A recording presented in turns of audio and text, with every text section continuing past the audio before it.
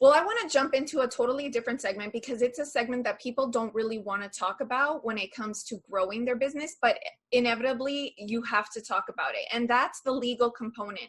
What legal aspects did you have to have in place before you went to these investors? And what legal aspects did you have to touch on after you met with the investors?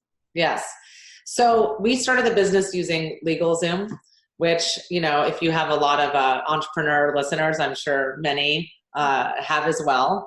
And, you know, that allowed us to start the business for, I think it was like $99 and extremely quickly, and really check all the most basic boxes. I think they also had a, besides like, you know, forming our LLC, they had like a checklist of like, here's like the 4 things you'll need to be able to go to, you know, a festival and sell. So super helpful because you need to move quickly and you can't necessarily, that's just like hiring a lawyer, even for those basic things is a barrier to entry for some people. It was for us.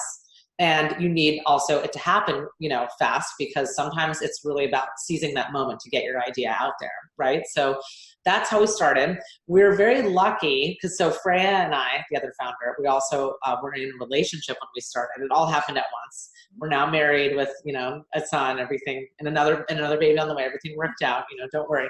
But we were lucky in the sense that I don't think like I would give, you know, myself the advice if I was, you know, my 10 years looking back, like, I don't think we created the proper documents for like worst case scenario. If you're going to go into business with anyone, but especially, you know, romantic partner or even a friend or family member, when you start out, you want to decide if everything goes, you know, to shit. I know I'm allowed to say that on the podcast. You know, what does that look like? Because you don't want to be deciding that in the worst case scenario moment, because it's going to get a lot uglier and it's going to last a lot longer. So we didn't do that actually. And we're just lucky that, you know, 2 years later, we finally actually did sit down and make a, you know, operating agreement and agreed that everything was 50-50, but absolutely something to do right away.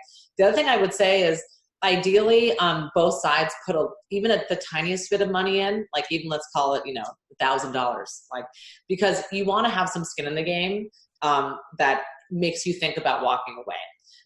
I think most founders start with sweat equity and that's fine, but anything you can put in that's like to keep you guys there, that gives you that extra thought process if things are getting rough, which they will, I think is important. So, you know, that took us through the first 2 years. Then we really set up, again, a relatively basic operating agreement and, you know, the articles of incorporation of the company sort of like, you know, gave everything like a little bit of a fine tuning. And we did that because we were doing an angel investment round 2 years in. So that got us as far as we needed to go.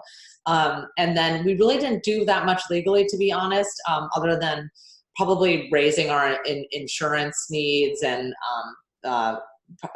trademark, starting to do trademark stuff, which is more worth it to invest, by the way, when you already have a business operating, because getting all these trademarks, I mean, that may protect you in some way, but they're going to be much more interested in use. Like they don't really want to give as much protection to an idea or a name unless they really see someone's, you know, running a business and making money off of it. So sometimes it's not even worth it. Just start and then get to that later when you have something to show for it. And then in 2017, we did a bigger private equity deal. And then that's when things get a lot more complicated. So then you probably need, I would say at that point, a more experienced law firm like in your segment. You know, before that, we just had a general counsel and raising private equity dollars for like, you know, it was like a food focused, you know, fund, which is who we work with now. You really need lawyers who like specialize in probably knowing other like consumer, you know, investment companies, seeing what the market is, what kind of deals are done, and hopefully helping you prepare for potentially an acquisition at some point. Okay. And I just want to ask this because I'm not sure if listeners will understand how to choose a lawyer, but how important was it that you actually like the lawyer that you were choosing? I mean, was it all about smarts? They know what they're talking about. They sound like it, or was that not enough? Like, I have to like them. Right. I would say our general counsel, who we brought in, who still does like legal work for me personally, that I think was really important. It's a very personal, it's a very boutique relationship. You really want to know that they have your back. You also have to choose, like, I guess, what your style is. Like, I'm looking for a lawyer that's has my back and totally can protect me, but is also fair and reasonable and won't keep negotiations and discussions dragging on forever, that their whole mission is not to like intimidate people by being an a-hole. Like, that's just not what I want to project about myself or my company either. So I think understanding what their style is and how they've done business, you know, is really important. And yeah, it is a very personal relationship. So I think the more you can like anyone that you work with, I mean, it just makes it easier to do business.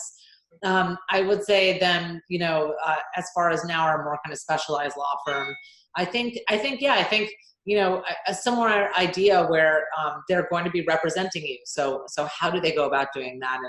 And what is the way that they have found is best to get to ideally a win-win for both parties? You know, just making sure that there are systems in place that that you can really, to be honest, just afford the services. I mean, it's a very expensive process. Do they have the right team that if you have a small issue, you don't need one of the partners working on it and billing $700 an hour? Do they have systems in place if you're smaller where they can still service you without running up an insane, you know, an insane balance on your business?